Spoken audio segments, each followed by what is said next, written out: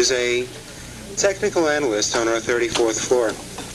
He's joined the firm over the within the past couple of years after being a technical analyst at a variety of other places. He's, as many of the other technical analysts, involved with a lot of regional discussions and conference calls. Now, last class, his talk was so popular that at 5 o'clock, or 5:15, I walked in here and I said, you have to let people out of here at 5 o'clock. And everybody said, oh no, we want to stay. So, what we're going to do is, at about 5 o'clock, he'll formally break so that those of you who do have appointments or whatever have to leave. Meanwhile, there's about 70 people on the other side of the classroom who are going to be joining you for the half an hour or 45 minutes that Ehab has volunteered to stay beyond his originally scheduled talk. My pleasure, Ehab Gayed. Thank you. Okay, I usually talk without microphone. I have a slight accent. If you don't understand or you can't hear what I'm saying, please raise your hand, and I think I'll be able to go over. Anyone can help me here with. Now, in this package, I'm going to be talking about some of the stuff in here, and other things I'm not going to touch on. This package has also the studies.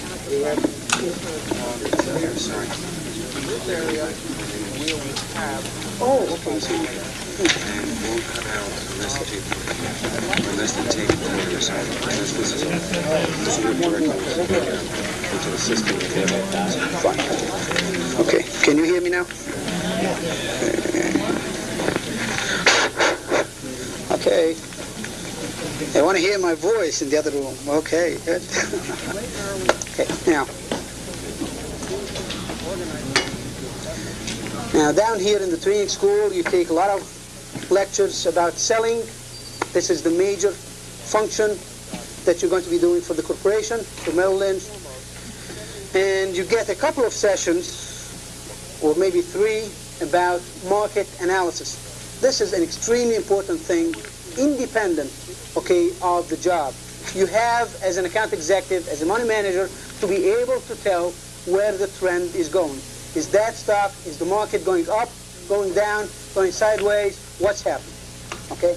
There are 2 schools of thought. First one is fundamental analysis, where balance sheets, financial ratios, yes. Oh, okay, I think I have quite a few here. Be kind enough. Thank you.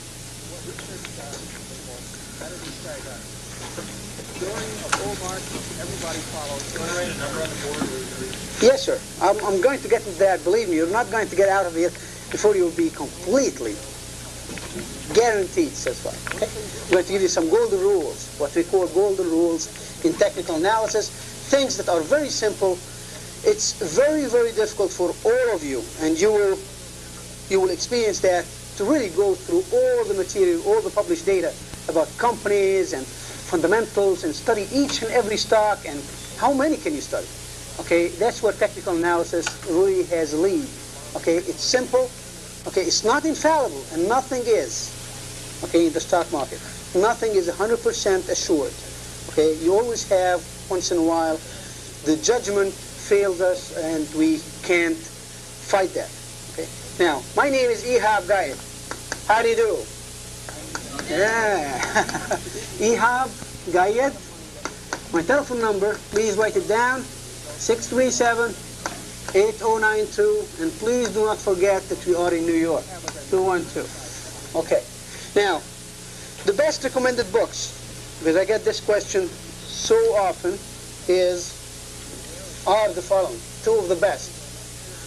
The holy book of the field, okay, is Technical Analysis of Stock Trends by Edwards and McGee. Analysis of stock trends by Edwards, plural, and McGee, one word. Second best book is Well, there are so many good books, I shouldn't say, but this is the authority in the field. Second one is written by Martin Pring. This one is very difficult to read. This one is more comprehensive and a lot easier to read. And the name of the book is Technical Analysis Explained. This one, the Explained. The gentleman, explained it. Okay, let's read the first page. The first page reads, ages hence, when inhabitants of a far-off section of the world visit the ruins of the New York Stock Exchange, we wonder if their guides will say to them, here is the Temple of Mammon, 5,000 years old, where the people who were then the richest on earth deluded themselves by thinking they could play a game then known as stock speculation without even knowing the rules, by Richard Wyckoff, one of the best analysts of all times. Now, as I started by saying, fundamental analysis mainly deals with published data and forecasting methodologies of the stocks and companies from the published data by the corporations. Okay, they deal with the long-term debt to equity ratio, they deal with earnings and earnings growth and business growth, market share, and so on and so forth. Technical analysis, on the other hand, deals with the internal forces of the market. The stock market has been long known to be on the 10 leading indicators list of the Federal Reserve Board. It has not changed that rank among the 10, although many indicators came in and faded out. But the stock market came as one of the leading indicators to what's going to happen to the economy. In the free enterprise system, the stock market will discount what's going to happen. Never ever the stock market failed to predict a recession before it happened. Foolproof. And it always, when it gives you a decline, it is saying a message, and that message, no intelligent person in the field should just discard this assumption. At the same time, when the market is moving up, no matter how the bad news may sound, the stock market is a discounting mechanism, and what we look at as technicians, as technical analysts, is these internal forces. Now, it has been all well known to all of you is that when everything is known about the stock or about the market, people who studied business, undergraduate economics, finance, what have you, know about the efficient market theory. The efficient market theory says the following. It says that if all the participants, if all the people in a certain game, okay, stock market, let's call it a game for a second. If everybody has the same information, if everybody know exactly what's going to happen, okay, then nobody can make any money, okay? So it's called the efficient market theory. Now, fundamentals. I'm just comparing, okay, between the two methods. Fundamentals talk about what has been published. If everything is good and nice and dandy, okay, then you know that everybody knows about it. What technicians do is they say, we're not going to look at what's happening. We're not going to look at the future. We're not going to look at what's happening with the company right now. We're looking only at the price behavior of that stock, that market, that issue, that security. What all they try to do is to determine or to answer these two questions. Crucial. When and when. When to buy and when to sell. If you know that, okay, you're approaching the concept of trends, and the trend is your friend. Okay? Always be with the trend. You go long in an uptrend, you go short in a downtrend. If you do anything other than that, you're responsible. Okay? Well, this would lead us to a little bit more talk about trends. Okay? Trends This is a trend, believe it or not. It's a sideways trend. Okay? This is an uptrend. This is a sideways trend. This is a downtrend, sideways trend. Now, in everything in life, I don't care what, and I challenge all of you. Mention any subject. I'll give you instances of cycles. Your mood, your behavior, your happiness, your success. Everything goes in cycles. Now, these cycles could be in a secular uptrend, meaning you go through cycles, less success, but still ahead further. Further, high. This is a secular uptrend or a secular downtrend. Okay? Everything goes in cycles. Okay, you have the 4-year cycle, okay, which is a presidential election year cycle, what we all know and heard about. The 9.5-year cycle, okay, and this is called the kitchen. That's the guy's name, kitchen cycle. Kitchen. That's a nice word, kitchen. Look at a lot of that, not all of it. And you have the 25 years, or the Schumpeter cycle, and you have the 60 years cycles, and these are the long waves. Okay, we're not here to talk about cycles, and this is a whole study all by itself. We're just here to give you a flavor of technical analysis and how to determine or to solve those two dilemmas, the one and the second. When and when. So this is a trend which is sideways, as we started saying, okay, and this is another trend which is, this is sideways, okay. I'm not going to write anything yet. Okay. This is a trend, sideways trend, up trend, down. Okay. Now, if you look at any typical chart, what is a chart? Technicians look at charts. They look at the internal forces. The market is a discounting mechanism. The market is the sum total of all the knowledge and ignorance of all the participants in this or that issue. Okay? So if you look at the price behavior and what chartists do, okay, of a certain stock or market, they will see bars. What do these bars mean? Well, any stock on any day, any given day, will have a high, a low, and a close. Could be here, could be here, could be here. Okay? So you draw these daily bar charts. You can also have weekly bar charts of a completely different meaning. You can also have a monthly bar charts. Completely different meaning. You can even get a point and figure. I don't care about the time. I will only make an entry only when there is a reversal of one point. And it's very nice and neat. You have some examples there where you will see, very nice. Has no time on it. So you do these bar charts. Okay? Obviously, these bar charts are provided by so many charting services that you could subscribe to, $500 plus, and it's no secret you have to pay for that. Okay? Nobody pays for that. Right? Pay $500 for that. I will give you some golden rules you're going to like now. Okay? So, the price of the stock will move like this. Just rough example. Any stock, any market will move like that.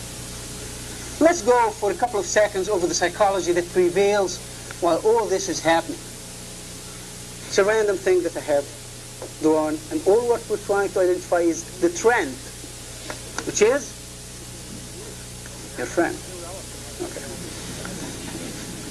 I apologize for this section because I give my back to this section and I receive a lot of comments on that, but okay. Now, the stock will go into dormancy. Let's start from a stock that is dormant. Fundamentals do not look enticing, they don't look good, and the chart is just dormant between, buying range 5, 3, back to 5, 4, 6, back to 2. So it's doing absolutely nothing. Some of the bankers, some of their relatives, okay, who know these bankers and they get their tips, okay, some of the insiders of the corporation, okay, some of the guys on the floor, okay, the market makers. They have to buy when nobody's buying. They have to sell when everybody's selling. They have to buy when everybody's selling. They have to sell when everybody's buying. So look at how unfair they are being treated, the specialists, the market makers on the floor. And this is where internal forces would start meaning something. There is always a market maker to stabilize maintain an orderly market. So this is what we call as technicians accumulation process. Fundamental research. Accumulation is what it means. Accumulate stock, take a position. Okay? Then the stock breaks out. Okay? Consolidate, keeps moving in an up channel. Okay? Then it goes into a topping formation or distribution, and then starts declining, and that's a down phase, and then back again. Now bear with me, at the end everything is going to be so clear. You're going to all know how to identify the trend the simplest way. You don't have to listen to any of the gurus on Wall Street. You'll be able to do it yourself. Now, a typical psychology that would prevail during those four phases would be, okay, on the news, on the ticker tape, whoops, most active, that stock made 2 points in one day. Immediately attracts attention. What's happening? Hey, that stock is going up. Went down. Well, it's improving. Let's check the fundamentals. Oh, I can't miss that. Buy. Okay? And I'm talking about, it could be here, it could be here, it could be, some people would even buy here, okay, some people would buy here, and what? Should I sell here? Okay, and they will sell it right there. That's where we have support and resistance. The chart is drawing itself. Okay? Get in somewhere here. Good. We'll hold it. The fundamentals look good. Okay? Most likely the fundamentals here did not really come into the picture. In most cases. Okay? So, we'll hold it. Whoops, what happened here? It's coming back. Higher, higher. I talked to the analyst.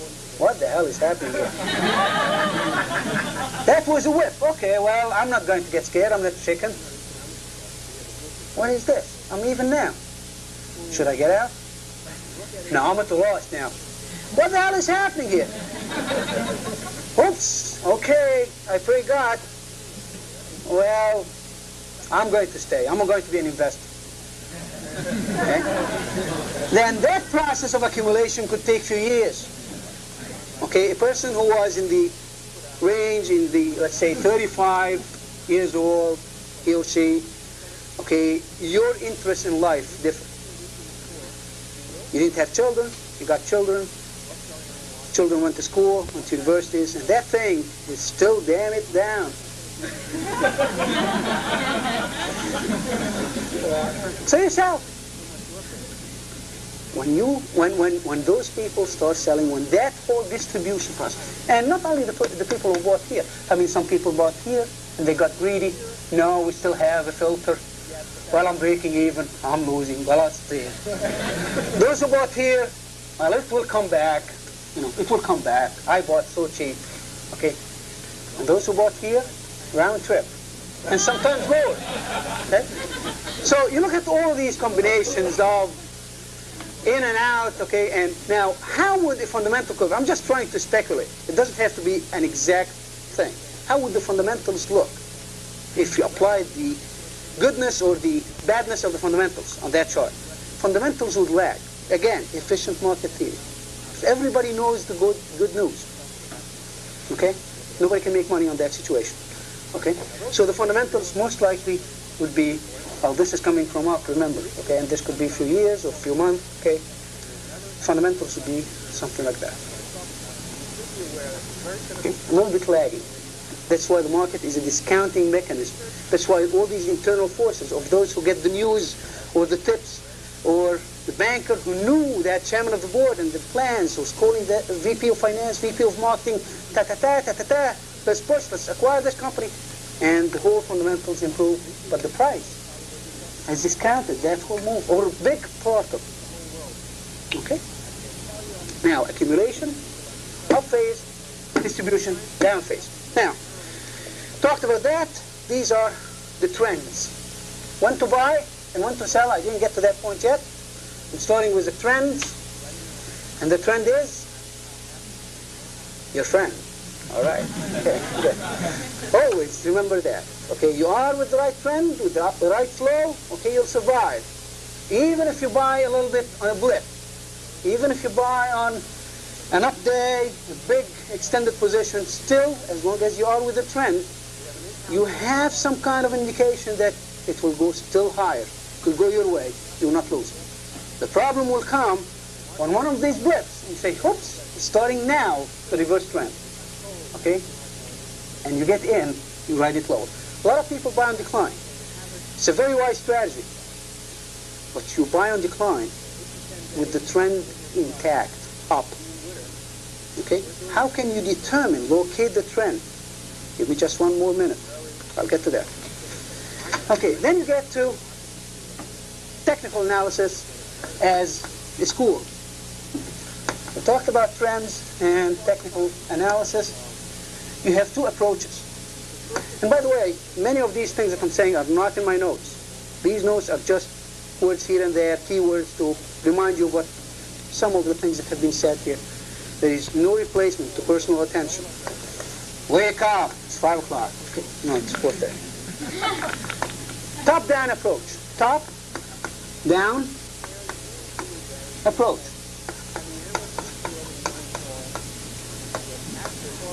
One of the masters in this business, okay, is Bob Farrell, the head of technical analysis department of Merrill Lynch. One of the masters in the field, if not, if I allow myself to be biased, the master. Okay, and the other one is the bottom-up approach.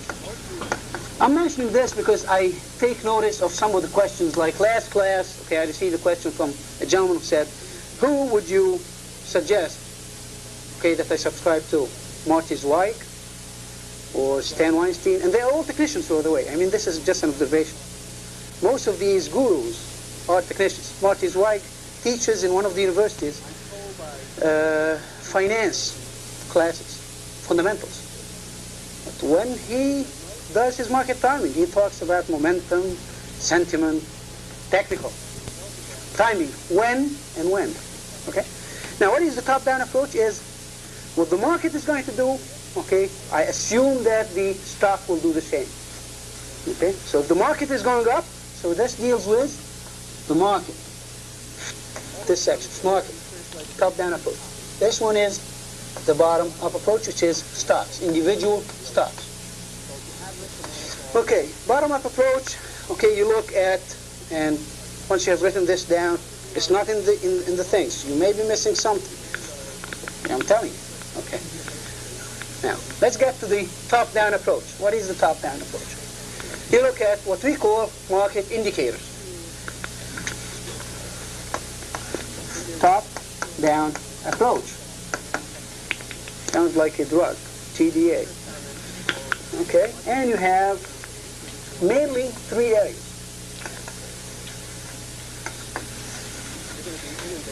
First one is money.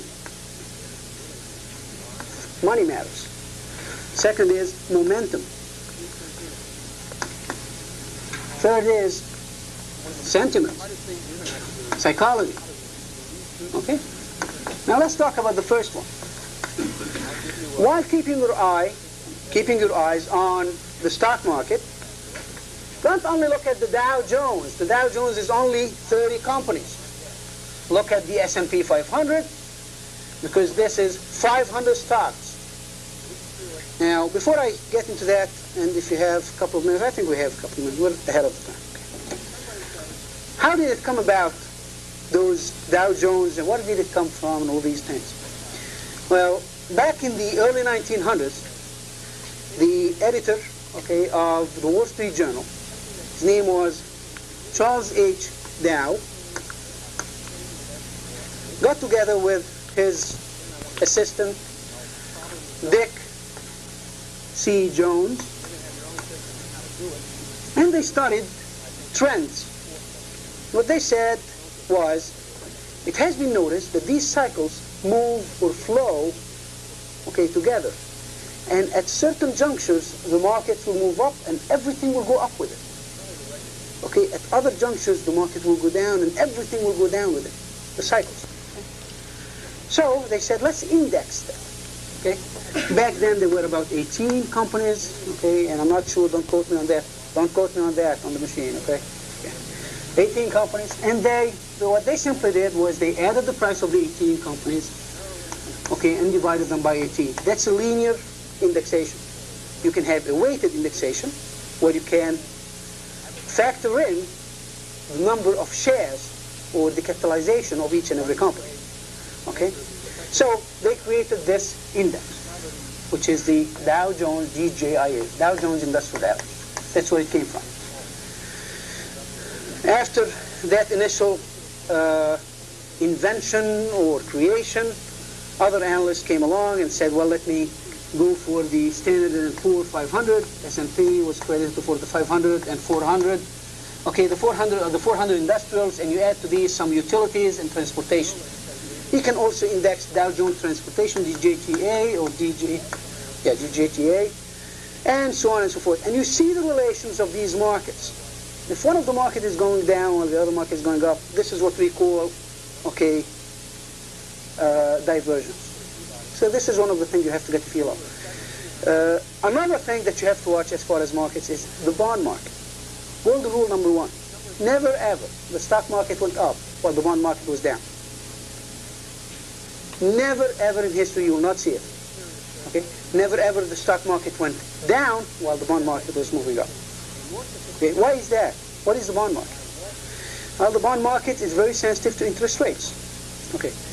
What is interest rates? Interest rates is the heart, soul, and life of the free enterprise system. Yes, we are technicians. Look at all these chicken bars. Okay. But interest rates is one of the indicators very, very closely watched by professional technicians. Okay. Interest rates is the soul, heart, brain, life of the free enterprise system. You want to cause the depression? Next week? Okay. Push interest rates to 500%. As simple as that. You push interest rates to 500%, an immediate collapse in whichever nation that starts that, and is going to propagate the domino theory into other free enterprise systems, interrelated through international trade, and so on and so on and so forth.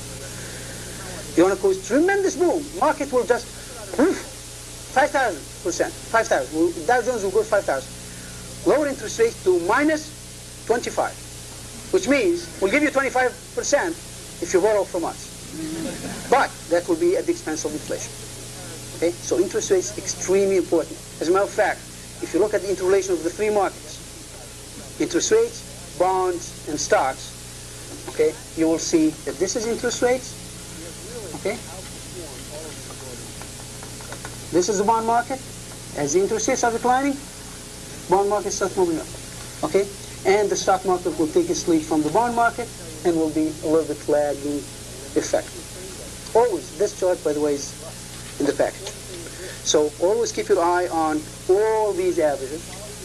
On the bond market, also, what would give the lead for the bond market? Okay? That interest rates could be heading even further on the downside. Two things. Foreign exchange, the fate of the dollar. Why? Why does the dollar go up? When does it go up? It goes up if interest rates in the United States is higher than in Germany, providing that inflation rate is at the same rate. Why? Because if interest rates in the United States is high, while interest rates in Germany is lower, then people will be buying dollars, so demand on the dollar will increase while the supply is the same. So now this cannot continue because it hurts international trade, so the Fed most likely would ease on interest rates and so on and so forth. These are basic economic fundamentals, and we're not going to get into that. It's just my desire to illustrate to you the interrelationship in all these markets and how do they affect each other.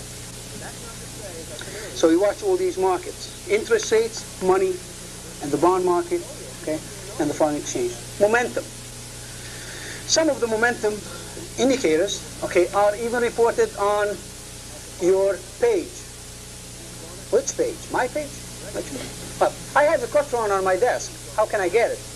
Well, I do the following. I put QIQ, write it down. It's not in the package. .10, # V. What do you get? You get what we call sentiment numbers. Okay, one of them is related to momentum, and it's called 7 dad. And I apologize for the ladies. We couldn't call mom. Okay, 7 dad is 7 days advanced decline.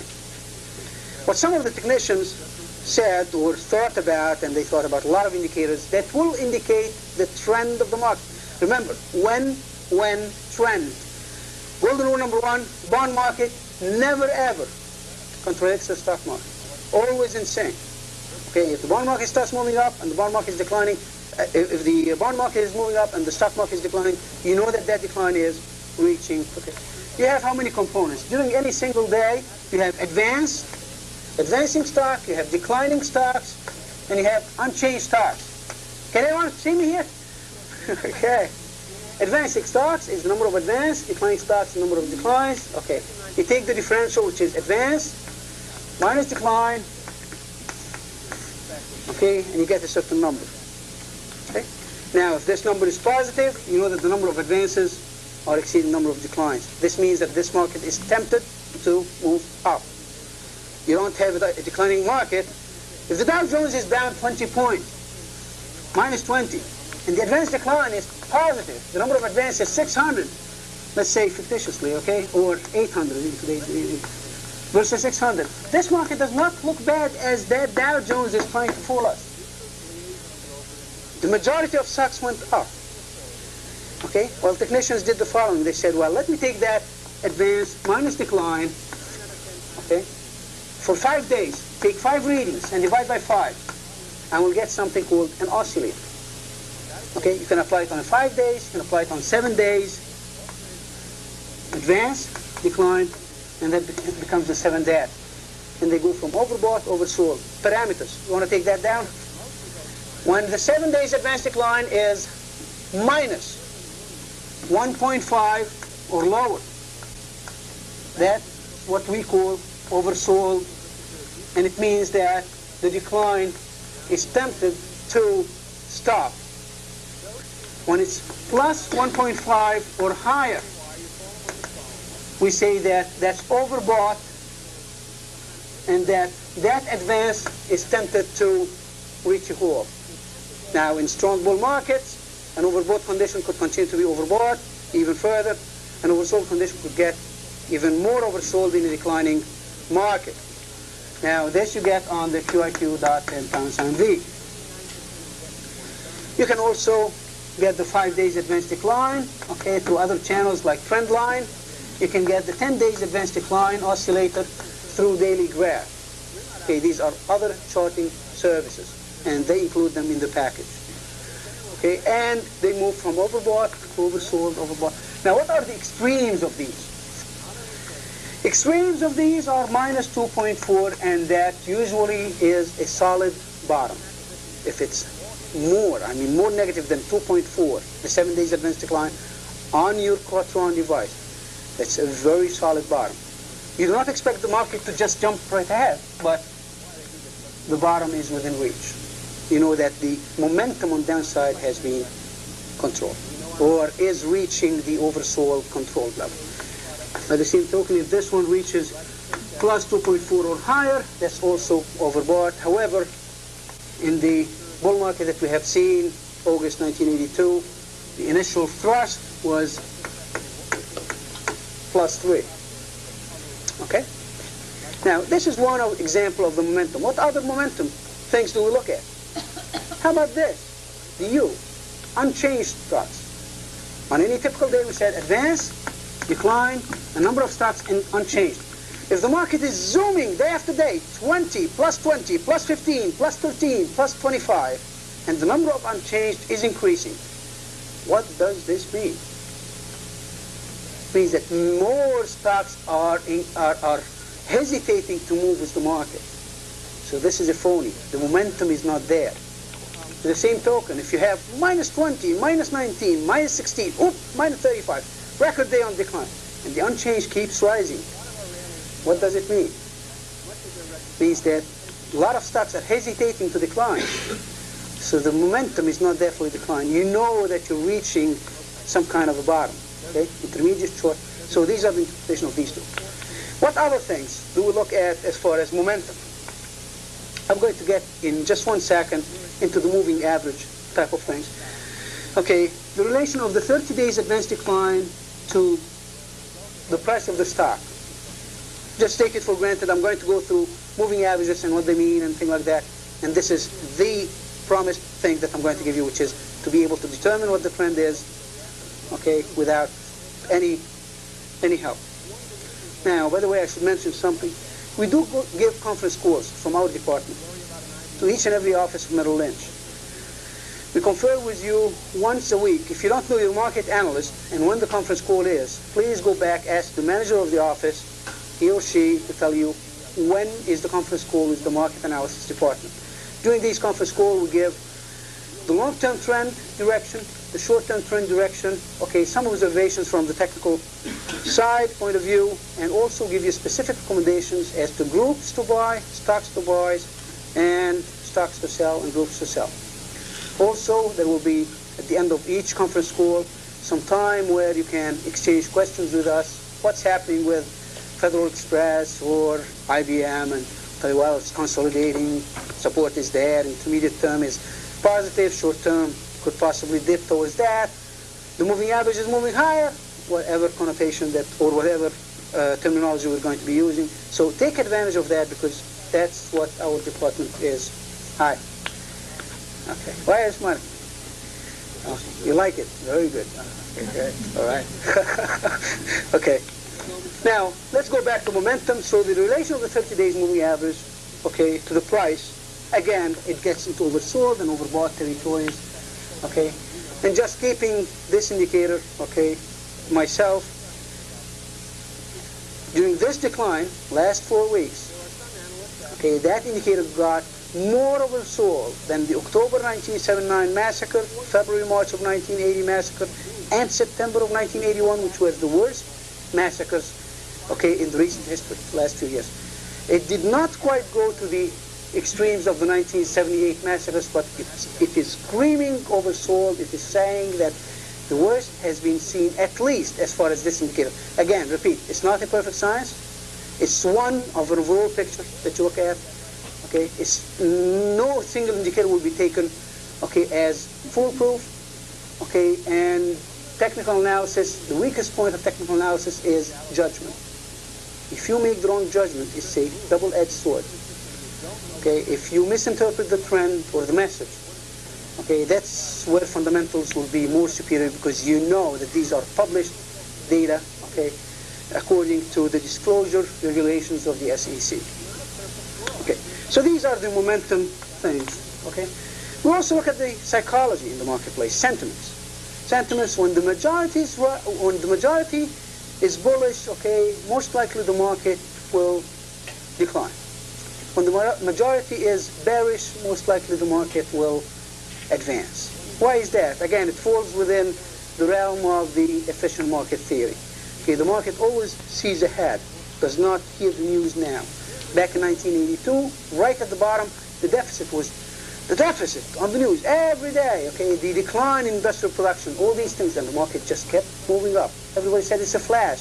No. It kept moving up, and everybody got in. February, March, remember this chart? Okay, so the market is a discount mechanism, and people get most bearish at key juncture points. Okay, again, the market does not accommodate the majority. Now, a lot of these sentiment measures are reported to you on the QIQ 10 page. For example, how can you measure the bearishness, the psychology, okay, the contrarian theory? Well, you have people who are bearish, usually short. Okay? So one of the measurements is to measure the short to cover ratio of the round log, which is reported as RLSC. Okay? That figure, there are no parameters. It could reach as high as +6. Okay? But at least it will give you the feel of the sentiment. Is it bearish and getting bearish? Or is it just bearish one day? Okay, you constantly hear about the market is squeezing the shorts. Okay, and shorts is short versus covering. If this fraction is higher, or if this division is higher than plus 3, you know that from the trend. It's several readings of this that will give you some kind of market psychology trend. Another one is the put to call ratio. If people are bearish, what do? They buy puts. So put to call ratio is another indicator that you get. Now about this one, well, 65, 75% or higher for several days would be a very good indication, okay, that the momentum of the psychology is so bearish that we can hold that decline for the time being. Another one that we'll look at is the MLSS, Merrill Lynch short sales ratio.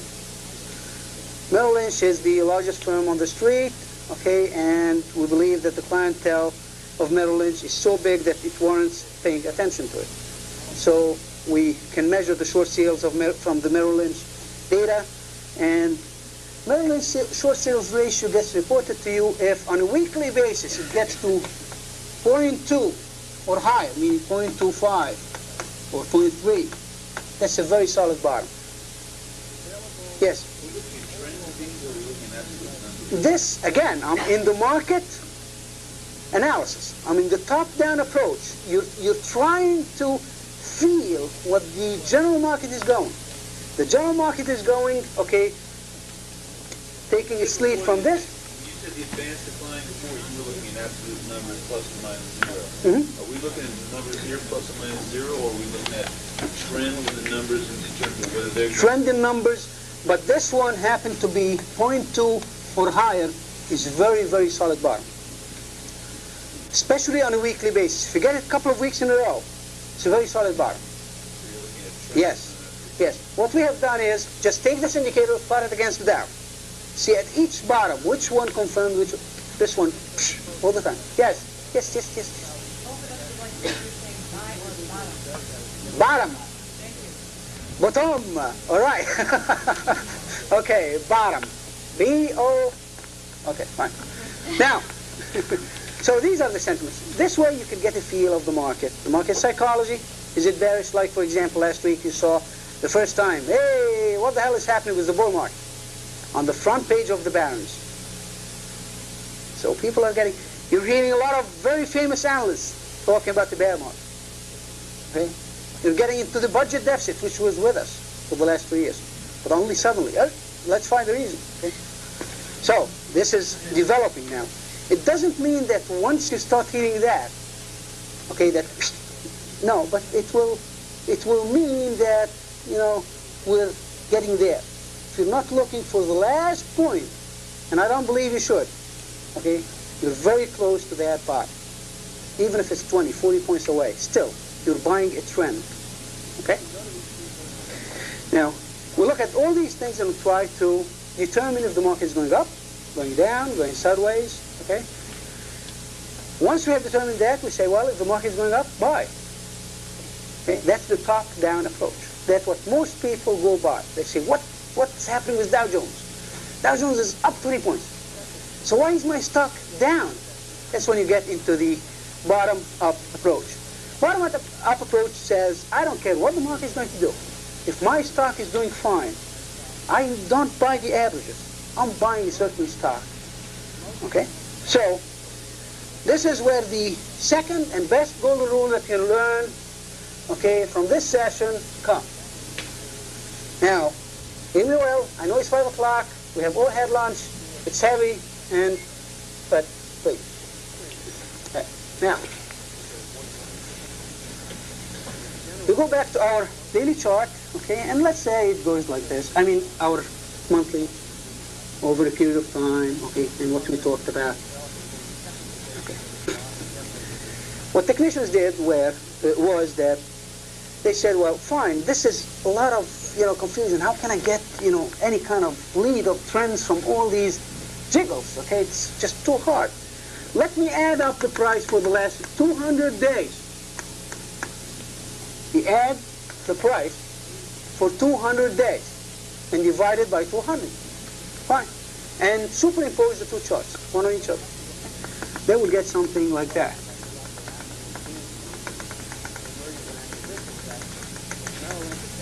Will important rule number 2, okay, and the most important one, okay, buy here, sell there. A downtrend is the price of the security moving below the 200-day moving average. What most people make as mistakes is to buy here on declines, thinking that, oh, we're changing trend. As long as this is declining, the 200 days moving average sloping downward, this is still a downtrend intact. Same thing, if you get your stock like this, but this is still up, the slope is up, this is an uptrend. Okay? If you just follow this trend as a method, once in a while you will get, okay, intermediate corrections where these will flatten out, but they will not move down. They will flatten out and then resume as the stock goes back into the channel. Okay? Ma'am? Clear? Okay. That information you can get it. There is one of the most excellent chart services called Mansfield Chart. Okay, it's in New Jersey. And by the way, maybe I should mention that. Okay, at the end of the training or somewhere along the line, you will be visiting departments. Please visit us because we will show you other things that could be done on personal computers, which some of you might be interested to know.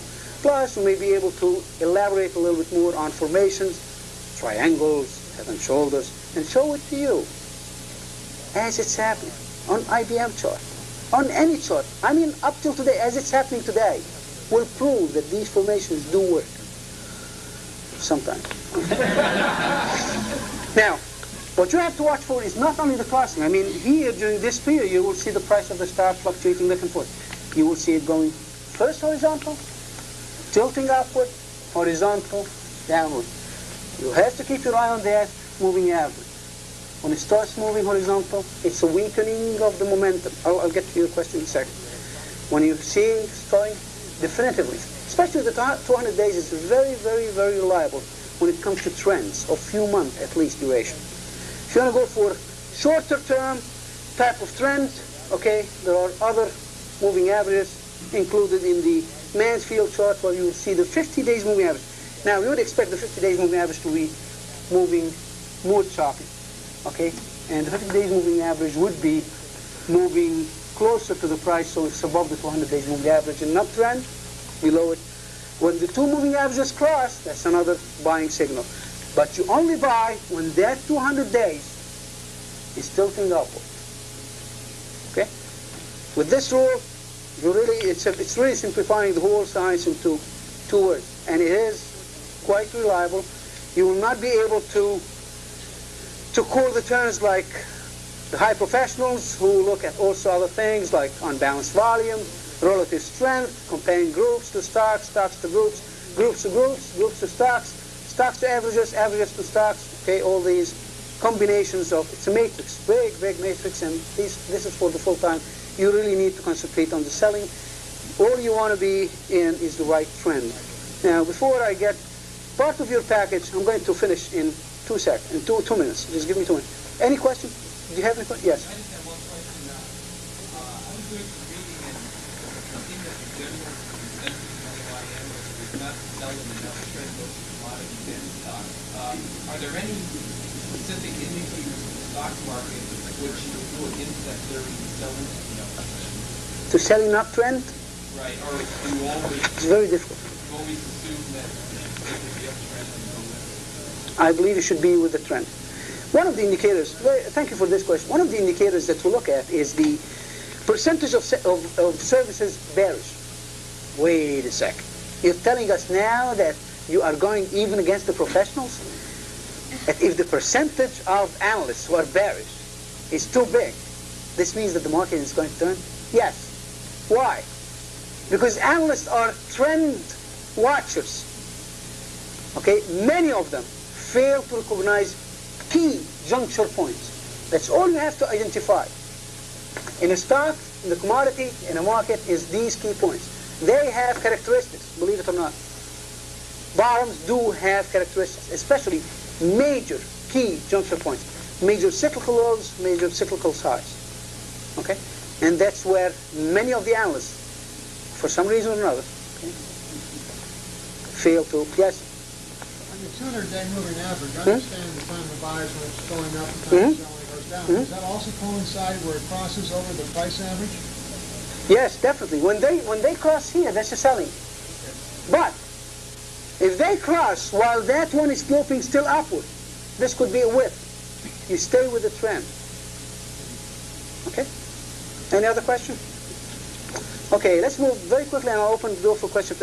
In your package you have also a whole study ran by Arthur Mell, okay, a very famous analyst, okay, he has his own firm, very famous in the technical field, where he ran study on all kind of combinations. He studied the market for the last 500 years, okay, well, not 500 years, but so long, and he identifies seasonal patterns, okay, during the month of January. How many Januaries for the last 100 years, okay, did the market go up? How many times did it go down? Even on a weekly basis, how many times on Monday the market went up versus Tuesday going up, okay, percentage. The seasonality moves. Another thing that you looked at was how many times did the market open higher the next day after it has been down -10 the day before. All kind of very interesting statistics. You know, when you go back home or in the subway or, you know, when you have some time, just take a look at them. Again, they are not infallible. Now let me apply only just a couple of very quick hints, because I'm not sure that other lectures do cover that aspect, okay, of the whole investment process, which is portfolio management, at least from the technical analysis point of view, and not infringing on my colleague who's going to be giving the options session. Is just applying option strategies, just one or two of them, on technical analysis, on charts. Okay? Now, first, we're going to talk about portfolio management. Portfolio management, first consideration is the age group. Okay, if your client is 50 years old, she or he, you should not be playing options. It's not prudent. The rule of prudence should be applied. Okay. At the same time, if your client is in the 20 to 30 range, yes, that person can accept, okay, 40% possibly risk, okay, max. Okay. Where if he or she would like to get into options, identifying the risk involved, still those people will have, you know, enough time and chance, okay, and most likely they are not married, engaged, or what have you, so their responsibilities are different. Okay, so these are age considerations. 2, okay, is the investment objective. Can anyone contribute to what is meant as investment objectives? Right, objectives. Okay, so the person, the risk-taking attitude of this or that person should be taken into consideration. Some people are risk-averse, some people are risk-takers. Okay, 3 is tax bracket.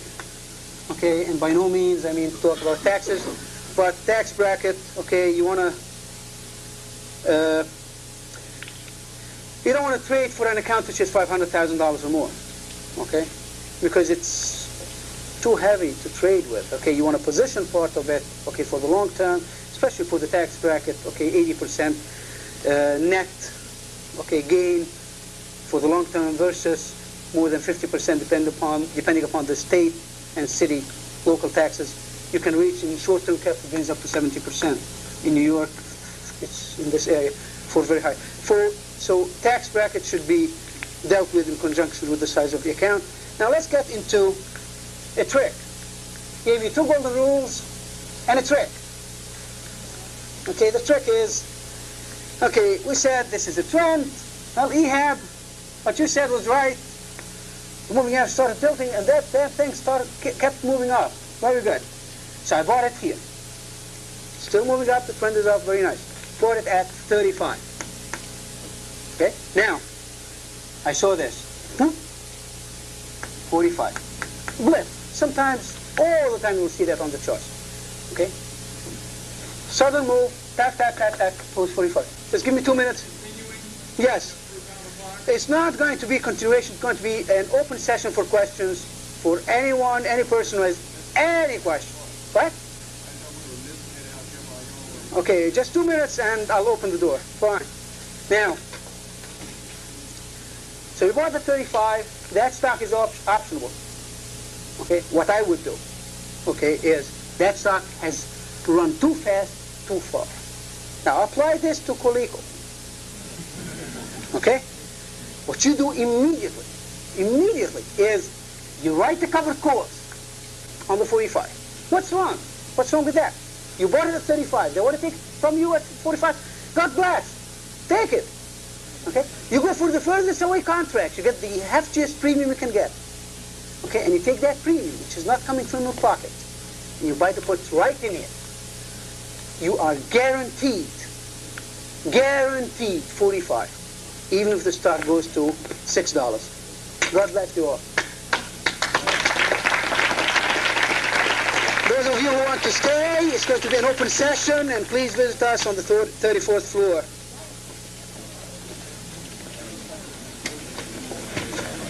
Okay.